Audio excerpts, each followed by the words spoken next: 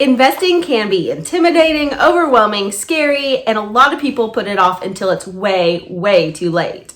If you're not investing now, especially if you're a woman, then you could be losing ground financially, but you can change that today.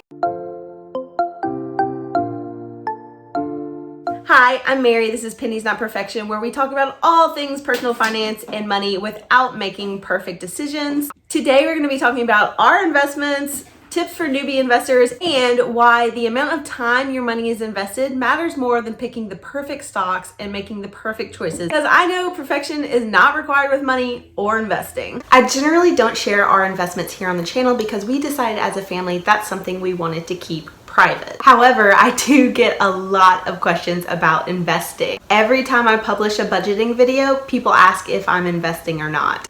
They want to know, am I investing in a 401k?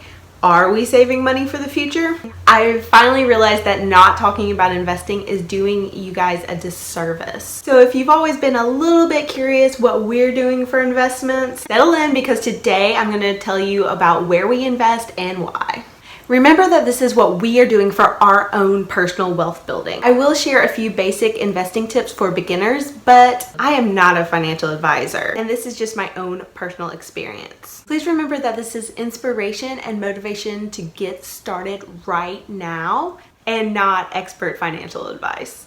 I actually have been investing since I was 21 when I opened up my first investment account, a Roth IRA. I was in college and had very little idea what I was doing. I just knew that investing and compound interest would help my money work for me. I researched online and read a few blogs and found that a lot of people suggested starting accounts at Vanguard, so that's what I did. I didn't go too far into research, I just started. Fast forward a decade later and we actually have 6 investment accounts now. 6! Today I'm going to walk you through each of them and tell you the purpose and why we have them. The first account is my Roth IRA. I started this Roth IRA when I was 21 before I graduated college. I actually participated in a game show at my school and answered an easy investing question wrong because I was so nervous on stage due to fear of public speaking. I felt so dumb, so the next day I decided to do something to prove I was really actually smart with money. I opened up a Roth IRA at Vanguard with $1,000 I'd earned from working, and I've contributed yearly since then. I haven't always maxed it out, but I have contributed something. This turned out to be a great decision because most of my jobs did not offer any retirement investing plans, so getting started on my own saved me years of lost returns.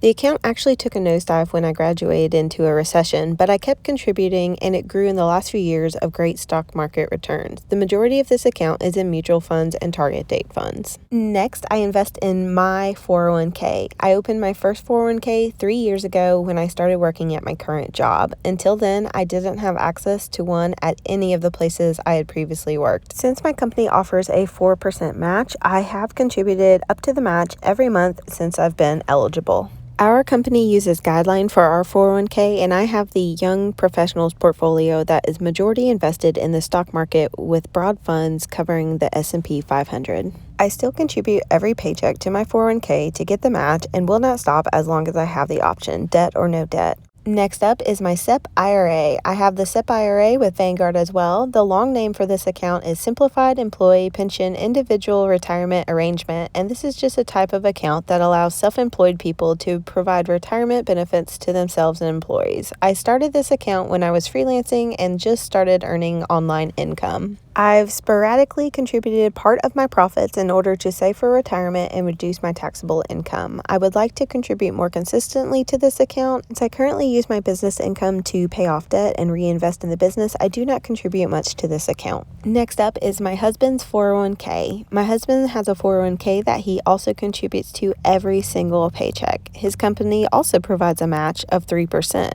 His company does match less than my company does, but there is no reason not to take it. He also had a 401k from his previous job. Both companies used Vanguard for their retirement accounts, so his 401k is invested in Vanguard mutual funds within the company's 401k program. The next accounts are beyond retirement investing. First is Penny's 529 plan. Each month, we invest into a 529 plan account with our state in order to save for our daughter's college education. A 529 plan is a college savings plan that offers tax and financial aid benefits. We currently save only $25 a month into this account, which doesn't seem like a lot, but we also have family members contributing each month as well and plan to add more in the future. Since she's just a toddler and our state offers free community college, we feel like we are in a good place with this investment. Last is our Ellevest account. This is the most recent investment account I opened. I started this account in October 2019 after meeting some of the Ellevest team at FinCon. I had been looking for a place to invest for some medium-term range goals like buying a new house when Penny needs better school district. Ellevest seemed like the perfect fit for my situation because they help you invest based on the goals you want to achieve. I opened this account with minimal amount since they allow you to open accounts for just $1. Side note, this video is not sponsored, but I do have a relationship with Ellevest, and if you become a client of theirs through my affiliate links in the description box, I will be compensated. Right now, they are offering our community $50 to start an account, even if you only start with $1. And that's it for all of my investing accounts. Those are all of the accounts that we have and why we are using them for investing. It seems like a lot, but basically I try to take advantage of all of the investment options out there available to us because I know that investing our money is the key to financial security in the future. I actually knew really early on that investing for my own financial future was going to be very important. When I got my first job, I realized that not all jobs have 401ks or pensions. I knew that I would probably be likely to have to invest for my own future. Of course, I didn't really know what that meant, and I had to teach myself a lot along the way. I read a ton of blogs and financial websites, and I learned a lot in the early days about investing.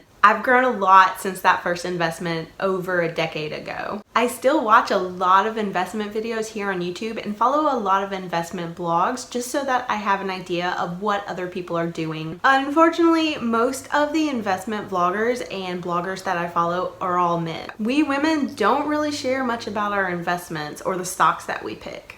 Talking about investing tends not to be a field where females enter often. And I don't share much about my investments here because my investments are not exciting and because as a family, we just don't want to share our numbers. My personal investment style is picking mutual funds that I hold for a long time and contribute over and over to each paycheck. I only check my balances quarterly and reevaluate and rebalance if needed then. There isn't much action on a daily basis like some people have, but I am investing every month because I know that my financial future depends on that investment. Now let's talk about a few tips that I have if you are new to investing. My first tip is to get started now, right now. If you're not investing, you probably should be. How do you start investing and when do you start? Simple answer is always going to be as early as you can. Once you're ready, don't procrastinate and try to learn everything you can. Jumping in and learning as you go is a great way to get started. It's actually just too vast of a field to learn everything you think you might need to know.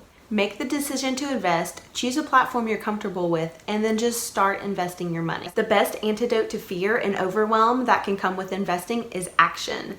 Just get started. I obviously didn't know everything when I started investing at 21. I had no idea what I was doing. The great thing is you'll learn more as you go along, but the most common thing I see with people is just not getting started. I have coworkers and people that watch this channel that aren't investing, and I want to always shake them.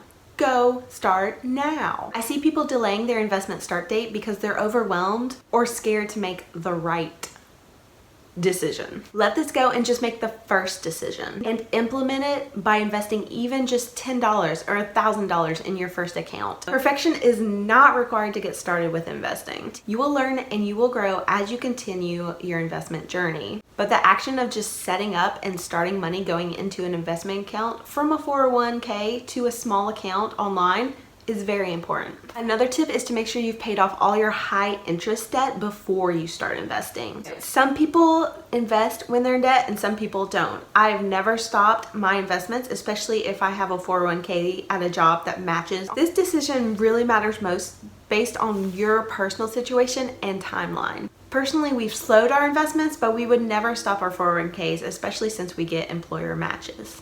If you do decide to wait to invest, to pay off debt first, Make sure you have a debt payoff plan that is fast and furious. Go Dave Ramsey style and get it out of the way. Don't stretch your debt payoff for a decade and put off investing for that long as well. If you're on the fence, a good rule is to pay off all the high interest debt like credit cards before you start investing. Any credit cards or loans above 10% need to be eliminated as quickly as possible. Next tip, this is related to the first one, learn as you go. The great thing about investing is that these accounts are not locked in place in stone forever. You can learn as you go and make changes as you're better educated about investing. There are a lot of educational options, from watching videos here on YouTube to reading financial websites to meeting with a trusted financial advisor. Just getting started, pick an investing platform that you trust and is well recognized in the industry and just go with it. You'll learn more about that platform as you go.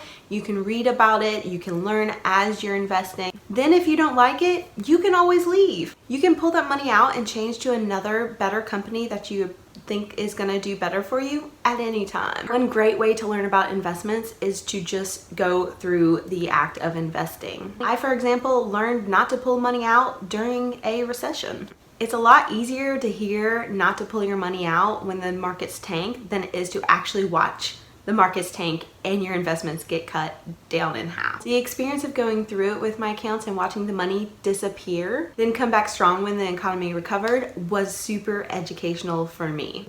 If you're a little skittish, you can actually watch people here on YouTube that show their investment accounts and the ups and downs of their accounts with the market. They show exactly what they're invested in, and you can see the ups and downs of their portfolio. Another tip is to change your mindset. So how much is the least amount of money you can invest? At Ellevest, it's just a penny.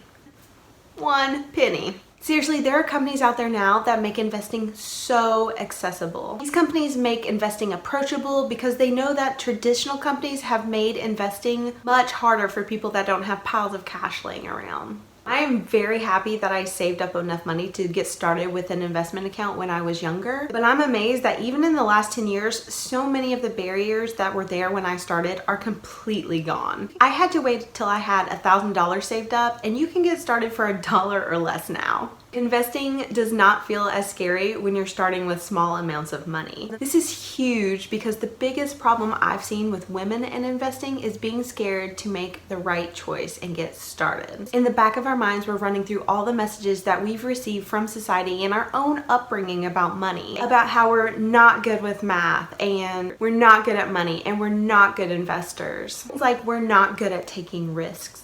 Really, that's not even true. It's just the messaging that we hear constantly. So if you have any of those mental roadblocks that I've mentioned, it's time to change your mindset.